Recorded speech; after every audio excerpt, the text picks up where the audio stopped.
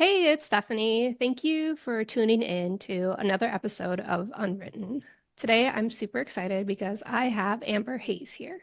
And not only is she a awesome children's interior designer, which sounds like a dream job to me, she's an entrepreneur and she's an author. So she's taking all the good things that I love to talk about on my podcast and she's rolling them into one.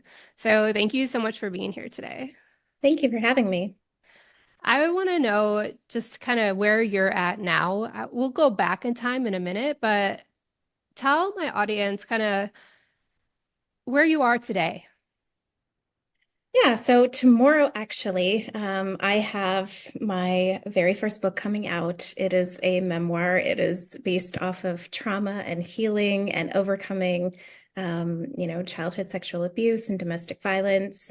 And I'm in a really good place. I'm really excited to share it with the world and just to be able to inspire anybody else to really look deep within themselves and just figure out if they do have any trauma that has been hiding within them to be able to acknowledge it and to heal from it. Yeah, I mean, of course, everybody wants to heal, but how did you finally become okay?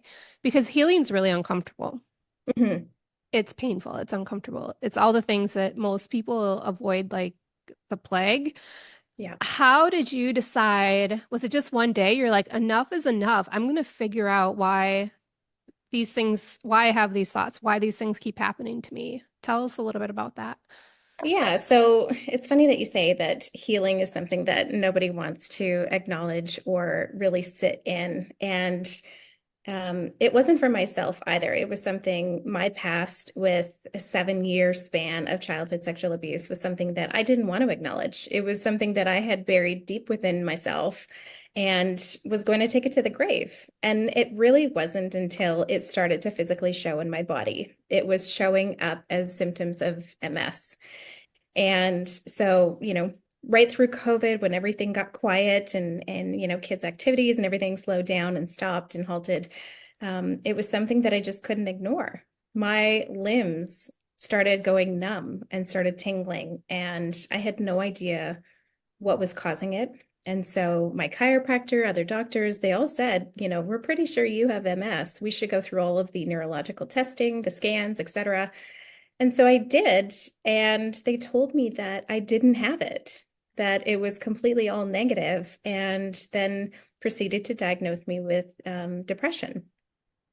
And so it was shortly thereafter, I think, that my therapist had said, let's do some exercise, let's eat healthier, let's get some fresh air, all of those core strategic exercises that are supposed to make you feel better. It just wasn't enough for me. And so it really wasn't until they passed me on to another therapist who said, I want you to go deep. I want you to go and look deep within yourself, figure out if there's anything that has happened when you were a child that, may be causing your depression. And so that's what I did. I had this reoccurring thought every single morning for 2 years, and it was that I was raped when I was 12. And so it was something that I just kept pushing aside and pushing aside. And I thought, you know what? Nobody needs to know this. This is crazy, whatever. And so it wasn't until she allowed me the permission to go deep that I acknowledged it. And as you say, sitting with your trauma is extremely difficult. And it was. I sat within it for so long. I sat 4 or 5 days with it, thinking about it as it just suffocated me before I told a single soul. And so it wasn't until my marriage was at a breaking point on that fifth day that I had to say, do you want to know what I've been going through? And initially, my husband said no. Wow. And so it wasn't until the next day after he received, some guidance from his mom to say, hear her out, that he heard me out, and I finally told the first person. And so it was a long process after that of healing. Yeah. And what has, and we'll go back, I'm pretty sure we'll go back, but once you recognize and accepted what has happened to you at 12, which is such a hard age as a little girl. How has your life kind of changed? How has for better or for worse, once you've acknowledged what's happened to you? Because I think Mhm. that's the hardest part is acknowledging it. And a lot of people are afraid, well, what's going to happen after I Yeah, acknowledge it? So, right. how are you now? How is your health now? Oh, I feel exceptional now, oddly enough. I think, like, as soon as I acknowledged it the first time, it was to my husband. The second was to my therapist. The third was to my dad, and then to my brother and that sort of thing. And so I went through this process of feeling more comfortable with every single time that I had spoken about it. It was like, you know, poison the first time it came out. And as I spoke about it more and more, it became less. And so for me, speaking up was one of the biggest healing parts of my journey. Second to that, I would say I read a ton of books about childhood sexual abuse, and some cases were much worse than mine, and some were not as severe. Although, you know, rightfully, survivors should feel as affected by it. But I think it was just being able to find some sort of similarities between other survivors that have been through it, that a child, no matter what age, cannot give consent to any type of sexual activity. And so I think it was just uncovering everything. It was being able to acknowledge the time frame, that it was 7 years, that it was more of a grooming process that had started from the age of 5, and that those lessons were not lessons. They were, his attempt at taking what he wanted from me, and, me just being so young and unable to say no. So I would say that as I started the healing process, and being able to see a therapist and talk about those feelings, I went through EMDR, which was extremely helpful. And so I did 3 separate rounds of that. And it was really acknowledging all of those core memories and being able to reprocess them. And so EMDR is basically reprogramming those memories and pulling them out of the amygdala and reprocessing them, and desensitizing them in your brain. And so I found that to be extremely helpful. And then I topped it off with a little hypnosis, and A little. yeah, just a little something else, just to make sure that I had absolutely everything.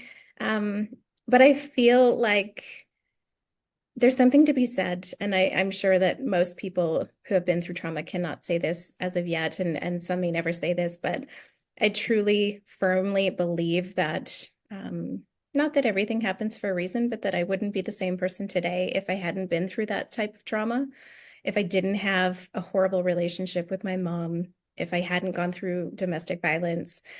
I'm able to see that now, because I am in such a safe place, and a happy place. So, can you touch upon, because I think it's important for anybody that's listening. Sometimes we think that what we've been through is just too unbearable.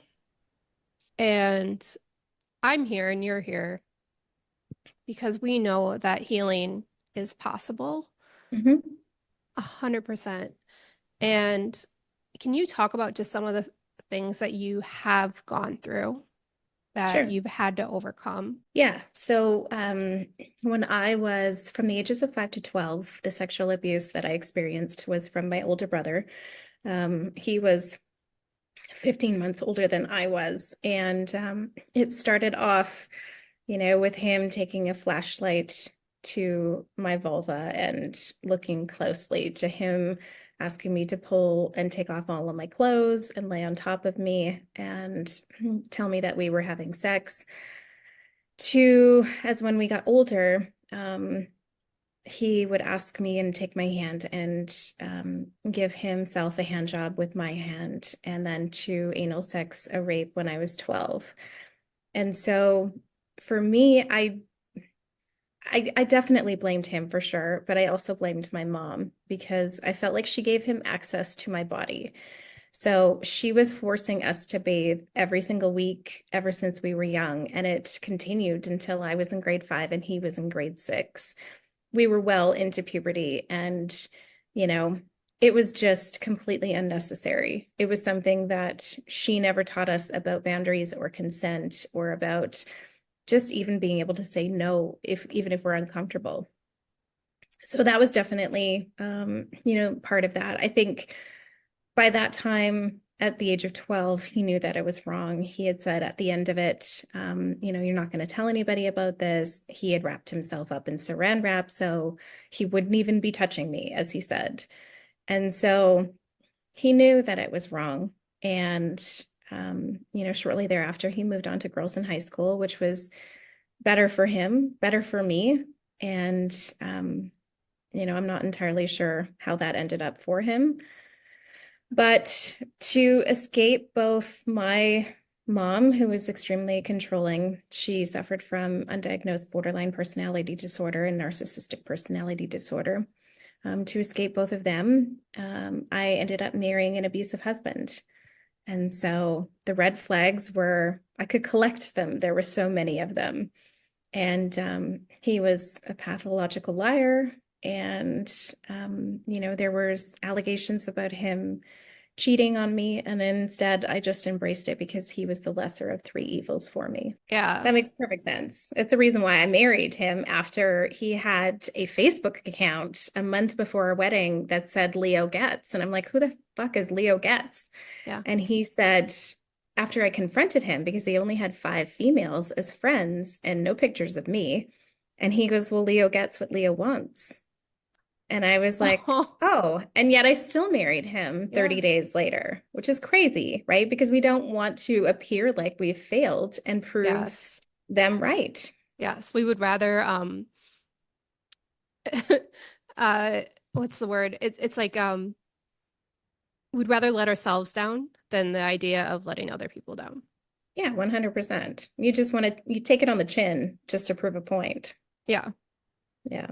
And there's another thing too when you talked about boundaries. And when I was growing up, yeah, there wasn't, if somebody didn't feel good, as a Hmm. little girl, oh, go give him a hug. Go Yes. give him a hug. Oh, go sit on his lap, Yeah. uncles and neighbors. And it's like we never had a choice with our bodies Right. what And we which is funny wanted. because the majority of abusers are not fathers, oddly enough. It's always a close family relative or friend or neighbor, like you say.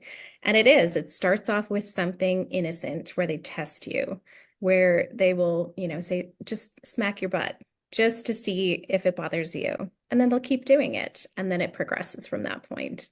And so I feel like it's very imperative, especially now, right? And I have 2 daughters, they're 7 and 10, and we've taught them about boundaries and consent and about, your body, your rules. But you're right, it was something that our generation was never taught of. And so I'm hoping that, this book especially can inspire women to be able to dig deep. And it's funny because the more people that I've told this story to, they all come forward with something that has happened, which I find shocking, but also also not. I agree. These podcasts and being able to tell our stories is how we're healing the world, in my Mhm. opinion. I agree. So, first marriage, I'm assuming ended. How long did it last? It lasted about 4 years. I think we Okay. were together longer than that. It was a point for me at the last moment where we got into a huge argument and he really wanted kids really badly. And I didn't. We had this new house that was bigger than we needed. We had no furniture. We had no money to our names. I was just getting started in a corporate job. And so like it just seemed crazy for me to want to have a baby and go down to one salary. Like it's bonkers. And so I said no, that I wasn't ready yet. And then I said no, that I didn't want to have kids. And he lost it on me and grabbed my wrists, threw me down on the bed. I went charging after him, and then he threw me into a closet and locked the door. And so as I laid there, on the floor, I just cried and wept. And I thought to myself, this isn't the life that I wanted. I need to get out because I know it's only going to progress from here on out. So he was always somebody that was extremely vocal about how he felt, that if he had ever caught me cheating, I'd be boots to the sky in the desert. And that if I ever left him when I was pregnant, he would chain me up to the water heater, wait until I had my baby, take my baby, and leave me. Like it was something I knew that it would be the biggest mistake of my life if I ever did. Yeah. You're a very strong mama. I am now, oddly Well, enough, oddly that's what enough, makes us strong are those right? moments. Yeah, but when I finally got myself out of that situation, I had asked my parents to come and help me gather some things and get out and get safely into a condo. And my mom had asked me at the time, she said, "Well, tell me what the real problem was. Why did you leave?" And I told her everything. And she said, "Well, it's a good thing you kept your legs closed." And so Wow. that was the kind of support that I was Yeah. trading an abusive husband for. So it was really, really difficult. A lot of Yeah. therapy. Yeah. And, but it's also, it's a testament to undoing those generational, I guess, for lack of a better word, curses, but it's really just Yep, the mindset of, she's did what her mom did and 100%. And it was funny because speaking of that, when I came forward to my dad about the whole sexual abuse trauma, um, I had no intentions of telling her. She just was not the person that would be supportive, and I knew that. And so he came to me a week after I had told him and said, I can't keep this in. I can't. And I knew what it was like. It was like poison in your body, and I couldn't expect him to yeah. keep it quiet. And so I said, fine, like that's, if you want to tell her, then you go ahead and tell her. And so he told her one night, and she took 3 days to call me afterwards, after finding everything out. And when she did, she finally told me about a situation that happened with her brother when she was younger. And it happened one time, and it wasn't as severe as a rape. But she went and told her mom about it, and she said, "We're never going to talk about this again. You need to get over it." And that's exactly what she told me. Yeah. Did you see the movie Reindeer? Or it's a mini series or something? The baby reindeer one? Baby Reindeer, yeah. Yes, I did. Yeah. Yeah. Uh, that was probably one of the most emotional movies I've ever watched because of the rawness Hmm. of it when the main character is telling his dad what happened and Yeah. his dad was like, "Yeah, that happened to me too," or on some level. And it's just yeah, it's awful the things that we hold in. Hmm. And I think like that's part of it too, right? And I think that's the majority of the reason why I'm, have gotten to the place that I have gotten to now is that Um, I think there's a purpose for everybody in this world and Yeah. in this life. And mine is to be the breaker of generational trauma and change and put an end to it and give my daughters a better life than I had and my mother had and her mother, for example. So that's what motivates me. Speaking of motivation, how did you decide, or when did you decide to start writing the book? It was about 2 years ago. And I was nervous. Like, if you would have asked me the day that, when I was coming forward with this 4 years ago, that I would have and like eventually write a book about it and tell the entire world, I would have said you're crazy. Um, but yeah, it took me 2 years to write it. And yeah, I'm definitely still a perfectionist. And do I feel like it's 100% perfect? No, but I would continue to change it and write it and rewrite it for years and years and years. And I just feel like the world needs to figure it out and read it and, find their own sense of purpose and healing from their own trauma. So yeah, it comes out tomorrow. It's it's Oh, perfect. Yeah. did you self-publish or do you have a publisher? So I did have a publisher initially to start. And then I do believe that there was some risk that they did not want to take on and some changes. And so they decided not to publish in that sense. So I self-published. Yeah. And it was definitely a learning journey, but advocate for anybody else who's wanting to tell their story to do so. And it may not be in the form of a book, but reach out to myself on Instagram or on email on my website, ambernicolehayes.ca, and I would happily hear your story. Yeah. I think that again, it all it takes is being present for one person. And then when you're present and somebody else starts to heal, then I mean, it's just like such a compounding way to heal. Like, what better purpose in life is it to, other than to help other women, especially heal? 100%. I think women have it way more difficult than men, obviously, just because of, the expectations, the responsibilities, the social pressures, motherhood, everything else, right? The pressures we put on ourselves. And so, I think if we can't take care of each other, then what are we doing? Yeah. Okay, let's go back to your book real quick. Yeah. Uh, where can people find it? So tomorrow it's going to be available on Amazon.com, and the day after it'll be on Amazon.ca and every other Amazon throughout the world. Shortly thereafter, it'll be in Chapters, Indigo, Barnes and Noble, and local bookstores. Did you use Barnes and Noble? I think they have a self-publishing No, or so this was just done on my own. So I wrote the wow. manuscript, and then I had an editor who took me through 5 rounds of editing, which was pretty intense. We cut about 24,000 words out of the book, which I felt like at the time was a lot. Um, but they were mostly Damien chapters that was my ex-husband that got axed out of it, which, in the end I'm okay with. But no, I went through a number of cover designers as well, and then had somebody write the back script for me in the author bio. So yeah, it was definitely a learning curve for sure. And now that you've written it and you want people to reach out to you, uh, are you going to become a coach or what are you going to, we always have a vision, our dream vision. What would that look like for you?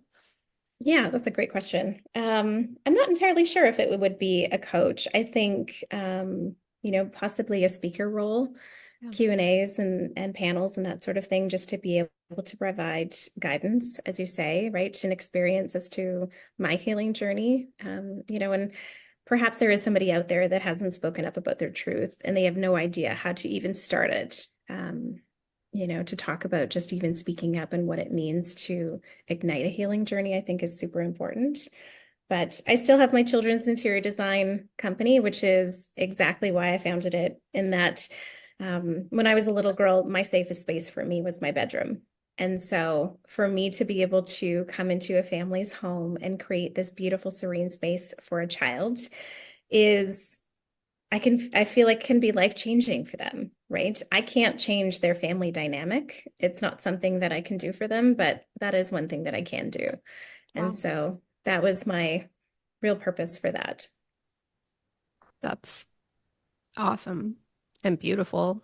And I think everyone would want to have you come design their child's dream room.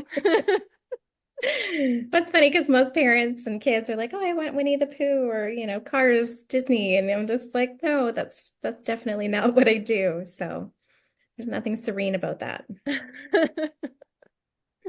Yeah. Gosh, it's so great to talk to you because I feel like you're you've been through the journey. You're healing. The hard part's over for you, Mhm. and it's just up onwards and upwards. So, Yeah. it's just really great. It does seem a little surreal sometimes to be able to say that I feel like I've come through all of it, but it didn't come without, extremely difficult days, right? There were so many days of, just endless tears and depression. There were many sessions downstairs in our gym where I was just punching the complete shit out of a punching bag, visualizing, his face or my ex's face or my mother's face, Yeah. which was, that sounds pretty vulgar, but at the same time, for me, that's what worked. And it just helped with a lot of the anger that I had inside me. I think that's a really important thing to talk about is just getting that anger out. Yeah, which is funny, right? Because before told anybody about this, I felt like I was a bit more volatile, right? I felt like I was easily set off, or reactive. And I saw that in so many different instances. And the minute that I acknowledged everything, it all went away, which was crazy to me. Yeah. You obviously were in a safe place at that point in your life Hmm. to be able to acknowledge it. Um, okay, well, I am going to wrap this up simply because I want to have you on again. Sure. Because my next season, and we talked about it a little bit, but it's really pinpointing the women and men too, mostly women, that have really done that work Hmm. to heal. Yeah, I've had quite a few guests, and I can tell when they've done the work or they haven't. And I just have to be better at asking the right questions beforehand. So that, uh, and it's going to be called Breaking Free. I haven't had the logo yet, but it's going to made yet. But I have like this vision of birds like flying and I love that. yeah. So how I know you mentioned it before, how people can find you, but could you just say it one more time? So I think it's Yeah. So, important. so on Instagram, you can find me at Amber Hayes Author. And on email or website, you can find me at ambernicolehayes.ca. And the book comes out tomorrow. I would love to hear exactly what anybody and everybody thinks about it. Send me an email, send me a message, write a review. I would very much appreciate it. Um, and yeah, I'd love to be on the show again. How are you promoting it? I'm sorry, I said I was done, but Yeah. I'm just No, no. curious.